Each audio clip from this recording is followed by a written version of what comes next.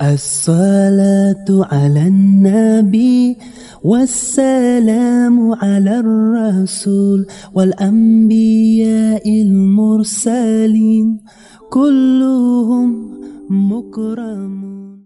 Bismillahirrahmanirrahim. Assalamualaikum warahmatullahi wabarakatuh. Alhamdulillah wassalatu wassalamu ala nabiyyina wa sayyidina Muhammadin wa ala alihi wa sahbihi wasallam, amma ba'du. Pendengar, sahabat LC yang dirahmati oleh Allah Subhanahu wa taala, apa kabar Anda di kesempatan hari ini?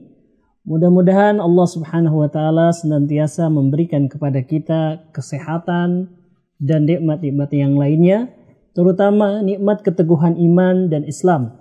Alhamdulillah, pada kesempatan kali ini kita berkesempatan untuk melanjutkan pembahasan kita seputar As-Sirah An-Nabawiyah, yaitu biografi kehidupan Nabi kita yang mulia, Nabi Muhammad SAW. Adapun tema yang akan kita usung pada kesempatan kali ini yaitu peristiwa yang terjadi setelah peristiwa Al-Isra wal Mi'raj Nabi Muhammad SAW. Tepatnya adalah peristiwa yang terjadi setelah Amul Huzni. Amul Huzni sendiri terjadi pada tahun ke-10 kenabian. InsyaAllah kita akan ceritakan apa yang dilakukan oleh Nabi Muhammad SAW setelah beliau melalui Amul Huzni dan peristiwa Al-Isra wal Mi'raj dari Masjidil Haram menuju Masjidil Aqsa sampai ke langit yang ke-7. Nah, apa yang dilakukan oleh Nabi Muhammad SAW? Sahabat yang dirahmati oleh Allah Subhanahu wa taala, setelah Nabi Muhammad SAW menghadapi berbagai macam peristiwa yang berupa musibah terjadi pada diri beliau, lantas Allah Subhanahu wa taala menghibur beliau lewat peristiwa Al-Isra wal Mi'raj dari Masjidil Haram menuju Masjidil Aqsa sampai langit ke-7. Di sana Rasulullah SAW melihat tanda-tanda kekuasaan Allah Subhanahu wa taala, maka semangat Nabi Muhammad SAW untuk menyebarkan dakwah semakin menggelora. Rasulullah SAW itu kemudian beliau melakukan strategi baru di dalam menyebarkan dakwah, di mana pada peristiwa atau setelah terjadinya meninggal atau wafatnya Abu Talib, orang-orang Quraisy semakin keras menghalangi dakwah. Bahkan mereka sampai memboikot dan memblokade Nabi Muhammad SAW untuk tidak berdakwah kepada orang-orang Quraisy, tidak membacakan Al-Quranul Karim kepada orang-orang penduduk asli kota Mekah. Maka yang dilakukan oleh Nabi Muhammad SAW adalah menyeru atau mendakwahkan Islam kepada mereka yang baru datang ke kota Mekah. Mereka ini biasanya adalah orang-orang asing atau bukan penduduk Mekah yang datang untuk melaksanakan ibadah haji, ibadah umrah, atau yang sekedar hanya melakukan aktivitas ekonomi seperti berdagang. Mereka inilah yang tidak terkena aturan atau larangan dari Quraisy untuk disampaikan dakwah kepada mereka. Dan Nabi memanfaatkan mereka, kedatangan mereka ini untuk menyebarkan Islam. Karena memang kepada masyarakat Quraisy atau penduduk ahli Mekah itu sudah tertutup. Nah, ini dilakukan oleh Nabi menemui mereka secara pribadi-pribadi ataupun rombongan-rombongan di tenda-tenda mereka, di tempat-tempat istirahat mereka. Nabi mengajak mereka kepada Islam, atau kalaupun tidak mengajak atau mereka tidak berkenan atau mereka masih memikirkan, Nabi SAW mengajak mereka untuk memberikan perlindungan kepada Rasulullah SAW. Jadi walaupun keadaannya semakin berat, justru Rasulullah SAW semakin bersemangat. Dalam sebuah riwayat yang disebutkan oleh seorang sahabat, yaitu Rabi'ah bin Abbad Ad-Dili, dikatakan bahwa dia berkata, yang artinya, aku pernah melihat dengan mataku sendiri ketika itu Rasulullah SAW sedang berada di pasar Mekah, namanya Julmajaz. Ketika itu beliau berkata, wahai sekalian manusia, ya ayyuhan nas, qulu la ilaha illallah tuflihu. Wahai sekalian manusia, ucapkanlah la ilaha illallah, niscaya kalian akan mendapatkan keberuntungan. Maka kata Rabi'ah yang ketika itu mungkin usianya masih muda sekali atau masih remaja, ya. Aku melihat bahwa beliau memasuki lorong-lorong pasar, sementara orang-orang berkumpul keheranan melihat beliau. Ya. Ketika itu aku tidak melihat seorang pun yang mengomentari beliau, menjawab seruan beliau, ya, yang terus menyerukan la ilaha illallah, ucapkan la ilaha illallah, kalian akan mendapatkan keberuntungan. Hanya saja aku melihat di belakang beliau ada seorang yang matanya juling, berwajah tampan dan rambutnya memiliki 2 kepangan. Orang itu terus berkata, dia ini yaitu Muhammad SAW adalah seorang sabi, seorang yang sudah murtad dari agama nenek moyangnya dan juga seorang pendusta. Ya. Jadi beliau tidak pernah berhenti mengucapkan qulu la ilaha illallah tuflihu, ya. Sementara di belakangnya ada seorang dengan ciri-ciri tertentu, yaitu matanya juling, wajahnya tampan dan rambutnya memiliki kepang 2, mengatakan, jangan dengarkan orang ini. Ini orang murtad dan dia adalah seorang pendusta. Maka Rabi'ah bin Abbad ad-Daili itu kemudian bertanya kepada orang-orang, di riwayat yang ini dikatakan, ya, dia bertanya, siapakah 2 orang ini? Yaitu yang mengucapkan qulu la ilaha illallah tuflihu dan mengucapkan jangan ikuti orang ini karena orang ini adalah orang murtad dan pendusta. Maka Rabi'ah bin Abbad bertanya, siapa 2 orang ini? Maka orang-orang menjawab, dia yang berkata la ilaha illallah tuflihu itu adalah Muhammad bin Abdullah. Dan dia mengaku dirinya sebagai seorang nabi. Lantas siapa orang yang kedua yang mengucapkan jangan ikuti orang ini murtad dan juga pendusta, ya? Maka orang-orang menjawab, itu adalah pamannya sendiri, yaitu Abu Lahab. Ya. Nah, ini kita lihat bagaimana Abu Lahab ini tidak membiarkan Nabi Muhammad SAW, tidak membebaskan Nabi berdakwah, ya, tetapi dia sekuat tenaga menghalangi orang dari jalan agama Allah Subhanahu wa taala, termasuk dengan cara menetralisir seruan dakwah Nabi Muhammad SAW. Tetapi ya, itu tidak menggentarkan Nabi. Nabi SAW selalu mencari cara gimana caranya supaya bisa menjangkau orang sebanyak mungkin. Ya, mungkin saja Abu Lahab tadi bisa mengikuti Nabi di pagi hari atau di waktu siang hari atau sore hari. Tapi tentu ya dengan usianya, karena dia adalah paman Rasulullah SAW yang sudah semakin tua, ya, dia tidak bisa 24 jam menjaga Rasulullah SAW, tanda kutip ya, menetralkan atau menghalangi dakwah Nabi Muhammad SAW. Maka Nabi kemudian merubah waktunya, yang tadinya di waktu siang atau di pagi atau sore hari, ya, berganti menuju malam hari, gitu ya. Dan itu terus dilakukan oleh beliau, ya, selama 1-2 tahun, ya. Dan alhamdulillah setelah 1 tahun 2 tahun, walaupun tidak banyak, ya, ada beberapa orang di antaranya itu masuk Islam. Dan ini jauh lebih baik ketimbang peristiwa yang terjadi atau ketika aktivitas dakwah di tahun 9 atau 10 kenabian. Karena di tahun ke-9 kenabian, dari 1 tahun full Nabi berdakwah itu, hanya 1 orang yang masuk Islam. Siapa dia? Yaitu seorang budak milik penduduk Mekah yang bernama Adas. Yang kemarin kita ceritakan, Adas ini ditugaskan untuk menjaga kebun anggur milik penduduk Mekah. Hanya 1 saja, ya. Dan di periode dakwah setelah Isra Mi'raj ini, 1-2 tahun ini, alhamdulillah masuk Islam 4 orang. Tidak banyak, ya, tetapi jauh lebih baik dibandingkan 1 tahun sebelumnya, ya. Dan 4 orang ini, ya, disebutkan oleh ahli sejarah bahwa mereka ini 2 diantaranya terkenal dan 2 diantaranya tidak terlalu terkenal, gitu ya. Nah, yang tidak terkenal ini namanya adalah Suwaid bin Samit dan Iyas bin Mu'ad, ya. Suwaid bin Samit dan Iyas bin Mu'ad, dan dua-duanya adalah penduduk dari negeri Yasrib, ya, atau Madinah, ya.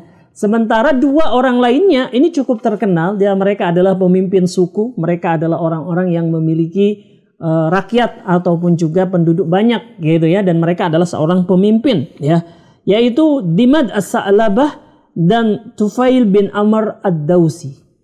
Ya, jadi ada 4 orang. Ya, kita akan ceritakan bagaimana 4 orang ini ketika aktivitas dakwah Nabi sallallahu alaihi wasallam meningkat, ya mungkin ribuan kali Rasulullah sallallahu alaihi wasallam menyeru orang-orang untuk masuk Islam. Kebanyakan mereka ragu-ragu, ya, kebanyakan di antara mereka itu cuma pikir-pikir saja tanpa ada action untuk masuk Islam. Tapi ternyata 4 orang ini dilapangkan dadanya oleh Allah Subhanahu wa taala sehingga mereka masuk Islam, ya. Siapa Suwaid bin Samit? Ya, Suwaid bin Samit adalah penduduk dari Madinah atau kota dari wilayah Yasrib, ya. Dia adalah seorang yang berakhlak mulia, ya. Sangat dikagumi kebaikan akhlaknya. Dia berasal dari suku Khazraj, ya. Dan Suwaid bin Samit ini saking mulianya dia, akhlaknya yang tinggi, sampai-sampai orang menjulukinya Al-Kamil, ya. Yaitu orang yang sempurna gitu ya, saking bagusnya akhlaknya dia itu. Lantas kemudian dia datang ke Mekah untuk melaksanakan ibadah haji ataupun umroh. Ingat ya, ibadah haji dan umroh ini dilakukan oleh penduduk ya Jazirah Arab, penduduk Arab, karena mereka walaupun mereka masih berbuat syirik kepada Allah Subhanahu wa taala. Karena mereka meyakini ibadah haji dan umroh ini warisan dari leluhur mereka, Nabi Ismail, Nabi Ibrahim alaihissalam. Jadi walaupun mereka melakukan kesyirikan, mereka tetap melaksanakan ibadah haji dan umroh ke Mekah. Nah, Suwaid bin Samit ini suatu hari pergi ke Mekah untuk melaksanakan haji ataupun umrah. Dan orangnya cukup terkenal. Sampai-sampai Rasulullah SAW kemudian diberitahukan, ini ada orang mulia dari Yasrib, namanya Suwaid bin Samit, ya. Dan Nabi memanfaatkannya untuk kemudian memperkenalkan Islam. Ketika itu Rasulullah SAW mendatangi Suwaid bin Samit dan kemudian menyampaikan dakwah Islam kepada Suwaid, ya. Nah, kemudian Suwaid menjawab, ya, bisa jadi apa yang bersamamu, yaitu apa yang diturunkan kepadamu, yaitu Al-Quranul Karim, itu sama dengan apa yang ada bersamaku. Maka Nabi tanya, apa yang ada bersama denganmu? Ya, maka dijawab oleh Suwaid, yaitu hikmah Luqman, kisah tentang Luqman, ya, Luqmanul Hakim. Entah dari mana Suwaid itu mendapatkannya, gitu kan? Maka kata Rasulullah SAW, bacakan itu kepadaku. Maka kemudian Suwaid membacakan kisah-kisah Luqmanul Hakim, ya. Dan kata Nabi setelah mendengarkan kisah Luqmanul Hakim dituturkan oleh Suwaid bin Samit, beliau mengatakan, ini kisah yang bagus. Tetapi aku memiliki sesuatu yang lebih baik daripada yang ada padamu, yaitu kisah Luqmanul Hakim, ya. Maka kata Suwaid, coba ceritakan kepadaku, bacakan kepadaku. Maka Nabi Muhammad SAW lantas kemudian membacakan Al-Quran yang memang telah diturunkan kepada beliau. Dan beliau mengatakan bahwa Al-Quran itu adalah hidayah dan cahaya. Dibacakan Al-Quran itu di hadapan Suwaid. Setelah dibacakan Al-Quran, lantas kemudian Rasulullah SAW menyeru, mengajak Suwaid untuk masuk Islam. Apa respon dari Suwaid bin Samit ini setelah dia mendengar bacaan Al-Quran? Suwaid mengatakan, sesungguhnya ini adalah perkataan yang indah. Ini lebih indah daripada apa yang dia punya, yaitu hikmah Luqmanul Hakim, kisah Luqmanul Hakim, ya. Tapi tidak disebutkan bahwa Suwaid lantas kemudian bersyahadat la ilaha illallah Muhammadur Rasulullah, menyatakan diri masuk Islam. Tidak ada, ya. Lantas mereka berdua, yaitu Rasulullah SAW dan Suwaid bin Samit, berpisah begitu saja. Hanya saja beberapa ahli sejarah kemudian diantaranya Ibnu Katsir dan yang lainnya mengatakan Suwaid kemudian pulang ke Madinah, ya, yang di sana dia mengaku diri sebagai seorang Muslim, ya, seorang Muslim mengajak orang juga untuk menjadi Muslim. Hanya saja beberapa bulan setelah pertemuan dengan Nabi, Suwaid ini kemudian meninggal. Ya, kenapa? Karena dia meninggal karena peperangan ataupun dia terbunuh karena satu sebab. Ya, sehingga orang kemudian ataupun para ulama berbeda pendapat apakah Suwaid ini dia benar-benar sudah masuk Islam atau dia hanya ngaku-ngaku saja. Ya, ada lagi yang mengatakan bahwa Suwaid ini kalau dia benar pun masuk Islam, dia tidak termasuk kategori sahabat. Kenapa? Karena dia di hadapan Rasulullah SAW itu tidak mengaku beriman, tidak mendeklarasikan keimanannya. Dan definisi para sahabat adalah barang siapa yang bertemu dengan Nabi, beriman kepada Rasulullah SAW dan mati dalam keadaan iman, maka dia sahabat. Nah 3 syarat ini, satu syaratnya kurang dari Suwaid. Ya, dia memang pernah bertemu dengan Nabi. Dia pun ya sebagaimana disebutkan oleh Ibnu Katsir ya, kemudian juga Ibnu Ishaq dan yang lainnya bahwa dia masuk Islam, dia mati dalam keadaan Islam, gitu kan? Tapi dia Suwaid bin Samit ini tidak menyatakan keislamannya di hadapan Rasulullah. Ya, jadi dia tidak termasuk kategori sahabat, tapi ya dengan keislamannya dia seorang muslim yang baik, gitu ya. Baik ya. Ini Suwaid As-Samit ya, kisah pertama dari 4 orang yang masuk Islam pada periode setelah Isra Mi'raj ya. Kemudian yang kedua adalah Dimad As-Sa'labah. Nah, ini dia cukup terkenal ya. Dia adalah seorang penduduk dari kabilah Azdi Shanu'ah ya di negeri Yaman. Di kampungnya ya, bahwa Dimad As-Sa'labah ini terkenal sebagai tabib. Ya, suka mengobati orang, terutama mengobati penyakit kegilaan. Gitu ya. Nah, pada suatu hari Dimad ini berkunjung ke kota Mekah untuk melaksanakan ibadah ya, entah umroh, entah haji gitu kan. Nah, ketika dia melaksanakan ibadah umroh itu, dia mendengar pembicaraan orang-orang Quraisy, di antaranya Abu Jahal, Utbah bin Rabi'ah, Umayyah bin Khalaf, yang membicarakan tentang satu sosok. Siapa lagi kalau bukan Nabi Muhammad SAW. Ya, Abu Jahal terdengar oleh Dimad ya dengan mengatakan laki-laki itu ya, yaitu Muhammad SAW telah memecah belah kita. Mengatakan kita ini orang bodoh, mengatakan sesat orang-orang yang meninggal di antara kita dan mencela sembahan-sembahan kita. Ya, yang lain menimpali itu benar-benar suatu kegilaan. Memecah belah, ya, mencela Tuhan-Tuhan kita, mencela sembahan-sembahan kita, mengatakan kita berada di dalam kesesatan, nggak ada lain. Ya, itu pasti orang gila kayak gitu. Ya, lantas Dimad ini mendengar, ya, dan dia memiliki keahlian sebagai orang yang suka mengobati orang yang gila. Maka kemudian terbetik di dalam hatinya niat untuk mengobati Nabi, ya, mengobati Rasulullah Muhammad SAW yang dia belum yakini. Ya, maka dia cari-cari info di mana Muhammad SAW berada, gitu kan? Sampai kemudian ketemu. Ya, Dimad kemudian menyapa Rasulullah SAW dengan mengatakan, ya Muhammad, sesungguhnya aku adalah orang yang biasa meruqyah, mengobati orang-orang yang gila, dan Allah menyembuhkan siapa saja yang dikehendakinya melalui perantaraku. Apakah engkau juga mau saya obati? Ya, ini dengan profesi dia sebagai seorang tabib, ya, dengan spesialisasi penyakit gila. Ya, karena Dimad tadi ya mendapatkan kabar bahwa Rasulullah Muhammad SAW itu gila. Ya, itu sebenarnya adalah julukan atau olok-olok orang-orang Quraisy kepada Rasulullah SAW.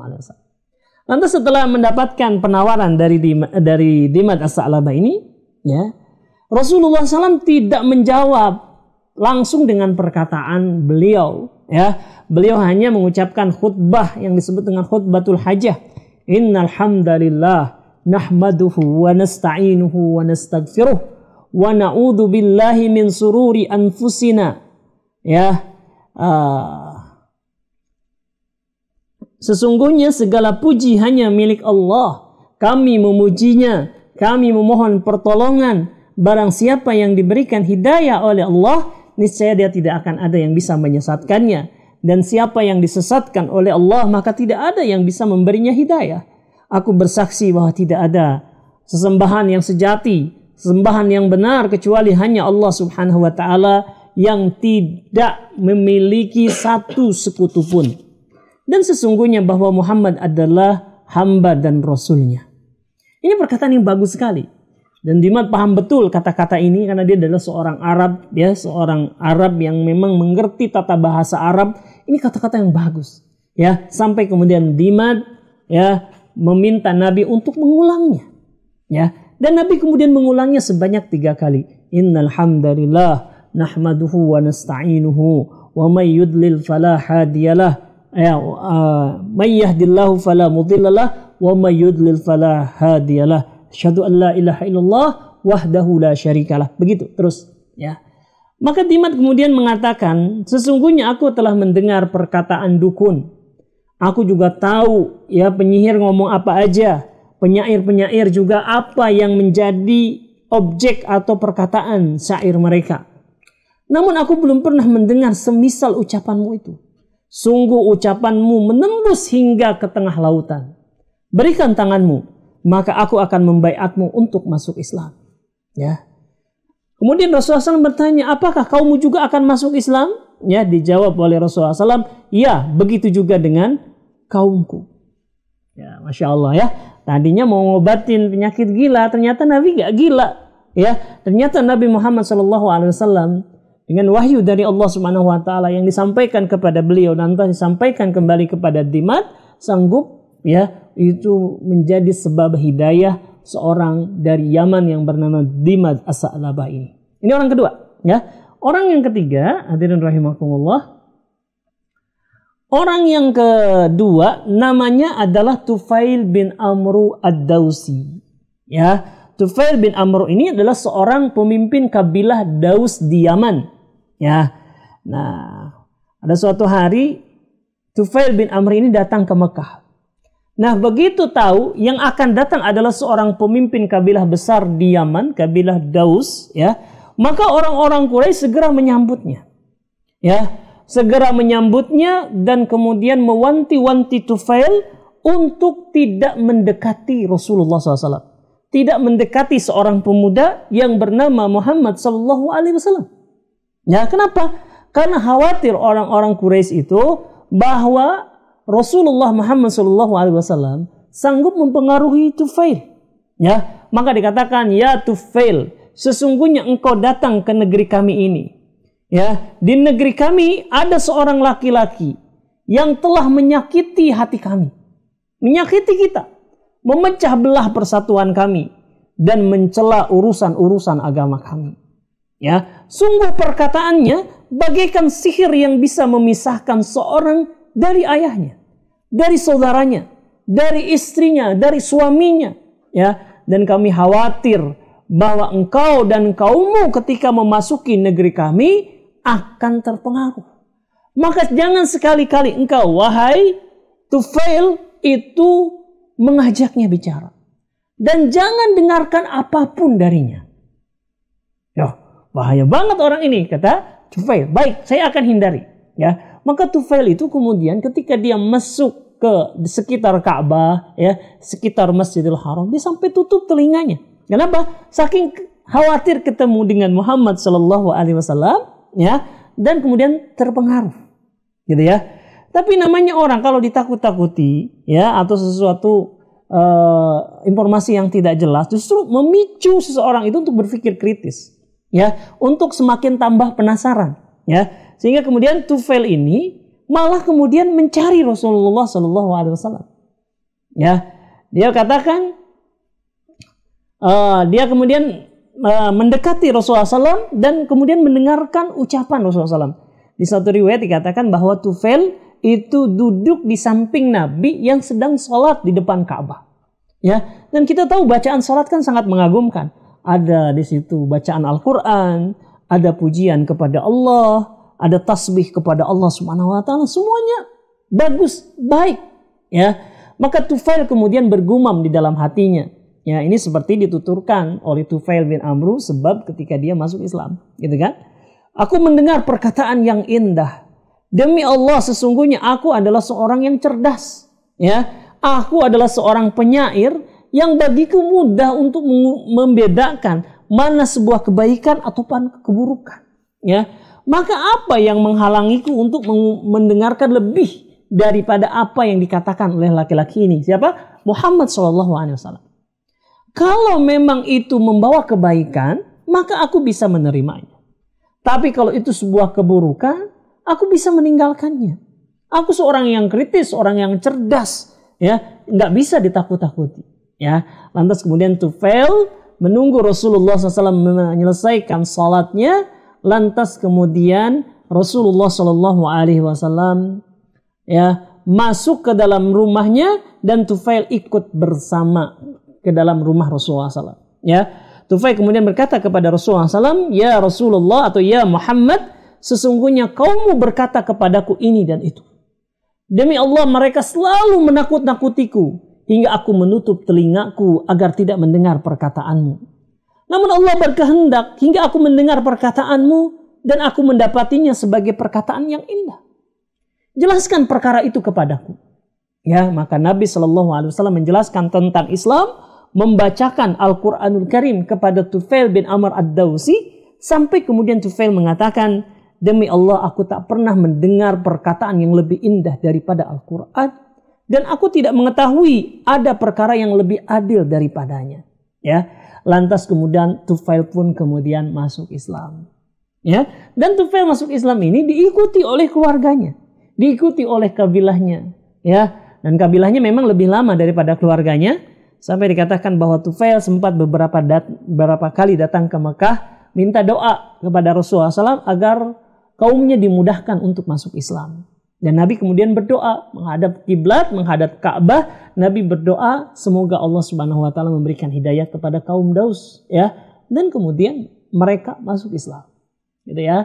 Ini ya. Nah, kemudian satu lagi Iyas bin Mu'ad, ya. Iyas bin Mu'ad juga kisahnya tidak kurang lebih sama, ya, bahwa dia mendengarkan perkataan dari Rasulullah SAW dan tertarik bisa memikirkannya dan mengajak kepada kaumnya.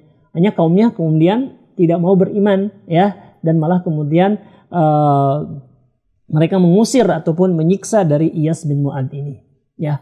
Nah, ini 4 orang yang masuk Islam di periode ini, walaupun masih ada kesulitan, ya, ada kebuntuan. Yaitu Nabi dilarang untuk berdakwah kepada kaumnya, dilarang membacakan Al-Quran kepada masyarakat Quraisy, tapi Allah Subhanahu Wa Taala berkehendak bahwa ada orang-orang tertentu yang dipilih oleh Allah untuk mengenyam nikmatnya hidayah Islam. Di antara mereka adalah Suwaid as-Samit dan Iyas bin Mu'ad, penduduk negeri Yasrib, dan 2 orang dari negeri Yaman, Dimad as-Sa'labah, ya, seorang peruqyah, ya, yang tadinya ingin mengobati Nabi, ya, malah dia kemudian mendapatkan hidayah masuk Islam, dan seorang pemimpin suku dari Yaman yaitu Tufail bin Amr ad-Dawsi. Ya, ini menunjukkan bahwa sesulit apapun keadaan kita, jangan pernah menyerah, ya, karena hidayah dari Allah Subhanahu Wa Taala, pertolongan dari Allah Subhanahu Wa Taala akan diberikan kepada siapa yang dikehendakinya, dan Allah akan menolong orang yang berjuang bersama, ya, ataupun orang yang berjuang di jalannya. Allah berfirman, in tansurullah yansurkum wa yusabbit aqdamakum. Kalau kalian menolong agama Allah, maka Allah Subhanahu Wa Taala akan menolong kalian dan mengokohkan kedudukan kalian. Demikian kajian sirah pada kesempatan kali ini, mudah-mudahan bermanfaat. Wallahu a'lam bishawab. Sallallahu ala nabiyina Muhammadin wa ala alihi wa sahbihi wasallam. Subhanakallahumma bihamdika asyhadu an la ilaha illa anta astaghfiruka wa atubu ilaik. Kita lanjutkan pada kesempatan yang akan datang. Assalamualaikum warahmatullahi wabarakatuh. Blessings be upon Nabi, peace be upon the messenger, and the prophets who were sent, all of them were on